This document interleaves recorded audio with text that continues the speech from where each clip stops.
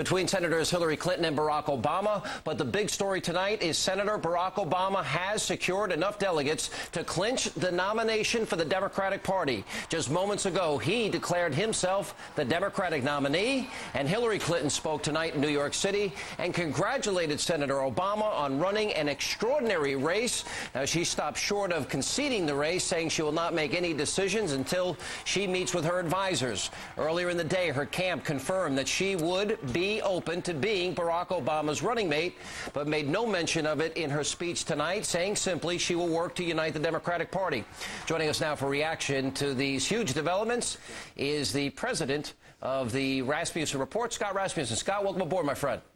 Great to be with you, Sean. It's a big night and a significant night in American history with an African-American capturing that nomination. Can he win the general election against Senator McCain? Can he? Yes. Will he? We don't know. He's coming into this race a little weakened at the end. He's a little bit like the New England Patriots at the end of the regular season in the NFL, and we don't know if he can really carry it the rest of the way. What we do know is the decision will rest on what Americans decide about him, not what they think about John McCain. You know, I was listening to Britt in the panel earlier, Juan Williams, and some of the comments, the speech that Barack Obama gave, it's inspiring. He's got his lines down. He's got his attack lines down. Seems to be a stark contrast stylistically with Senator John McCain, more laid back, less on the attack. Will people see more of that? Or will they factor in all the issues that we have brought up and the weaknesses of the associations, the background, the very left-leaning positions of Barack Obama by the time November comes? Well, it's all a part of the package, and you left out one key element, which is the debates. Barack Obama has always done very well in speeches. He has not done terribly well in debates. And I think this is an election, and it's a very rare occurrence, where the debates will really have a big impact. And if Barack Obama can get rattled, he might say something that brings up some of those issues in a way that causes people to have some doubts. I don't know if it will happen, but that's going to be a key point in election 2008. Look, I would argue there are a whole series of questions that have not been asked Senator Obama, but in the course of from now until November, I would argue that those questions will be asked, and I think he's going to have a very difficult time in answering some of them. All right, what do you make of the idea, Hillary Clinton saying she'd be open to the idea of being vice president? Would that be good for the ticket? Well, whether it's good or not, Barack Obama is going to have to take her if she continues in this direction. I said this on your show several months ago. She has enough delegates. She's going to call on those 18 million people. Lanny Davis is already starting a petition drive. Yeah. If Barack Obama were to say, Hillary, I know you're interested, I know your supporters want you to be on the ticket, but I don't want you to, then John McCain wins the election. Well, do you really believe it's that? Why can't he pick his own vice president? So, in other words, he's going to have, if I understand this, that Lanny Davis and all the Hillary supporters are going to force Hillary Clinton on Barack Obama, and he's going to capitulate to that pressure. And even though there's great antipathy between these campaigns, even charges back and forth of using the race card in this campaign, that he would accept her as the vice presidential candidate because he's forced to? Sean, you're saying would he accept her? The convention picks the vice presidential nominee. The convention would make that choice. No, I thought the candidate made the choice. The candidate traditionally is given that option, but it's the delegates on the floor. They actually nominate the vice president, and Hillary has enough delegates, and enough people would be supportive of that Understandable, notion that but it matters who Barack Obama wants on the ticket.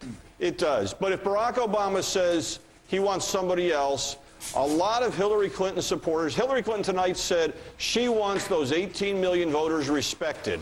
And if Barack Obama picked somebody else, they would say he dissed us. We're going to go and look in some other direction. Already, 12% of white women who vote in Democratic primaries say they're going to vote for John McCain. Look, you're the pollster. You understand politics as well as anybody I know, Scott. Let me run through a scenario here.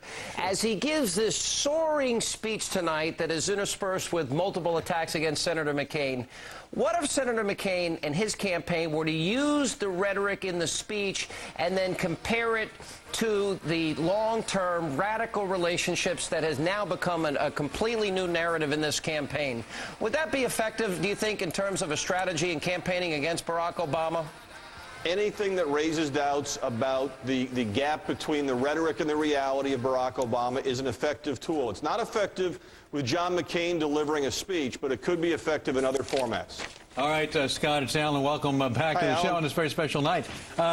Look, according to Edison Research, they're reporting in 6 out of the last 7 primaries, 60% of Clinton voters said they would be dissatisfied if Obama wins the nomination. You've seen some of the research. You have your own numbers on that, I'm sure. Pete, you put her on the ticket. Isn't that the surest way to unite the party? Absolutely.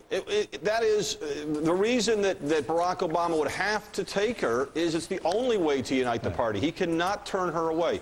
But I got to tell you, Alan, Barack Obama is already a high-risk candidate because he could do very well or he could do very poorly. If you put Hillary Clinton on the ticket, you get Bill as well, and then it's like a thrill ride without the safeties on. We don't know what's going to happen. Thrill ride. Thrill ride. Be careful there. That's very interesting way to articulate that. But wouldn't McCain have some of the issues you and Sean were talking about with Hillary and Obama if Romney, for example, were to be the McCain choice or the Republicans' choice for McCain, given the brickbats flying back and forth during the primaries? Wouldn't McCain have the same problem with Romney if he became, or someone like that, where McCain would have to make nice with a Republican that maybe not of his choosing? Well, there's a little bit of a difference, and Hillary Clinton made the difference clear tonight. Her speech, and I got to say, her speech really stunned me tonight. She made it very clear that she is going to wield some power with those votes and with the delegates she's won. Mitt Romney, Mike Huckabee, and all the other Republicans who lost to clear the way for John McCain have made no such demands and have made it very clear that they will leave the choice up to the nominee of the party. So it's a different dynamic there. But they don't bring with them 17, 18 million votes. That's right. That Hillary does. That's got to help the Democrats. That's a matter of help, or a manner of help that the Republicans don't have on their side. Alan, I wrote, there's a column on our website today about where have all the Republicans gone. The number of Republicans in the country is declining month by month. The number of Democrats has been going up. The base of the Republican Party is very discouraged. The only way a Republican can win is if some Democrats cross party lines and the unaffiliated voters swing with, go with John McCain. It could happen. The polls right now show it's very close. And in the end, we know it's going to be a good night for Democrats in Congress and in the Senate, but we don't know about the White House. Let me ask you very quickly about this idea of tying him to the radical left. Is that going to work? At some level, absolutely it's going to work. We don't know how closely the Obama rhetoric will tie to some of the rhetoric of the people he's been associated with in the past. All right, Scott, we thank you very much for being with us tonight. And just ahead, it's time to focus on the general election. Former Oklahoma governor and McCain supporter Frank Keating on what John McCain needs to do to beat Obama come November. And we'll have an exclusive interview with John McCain. Stay with us.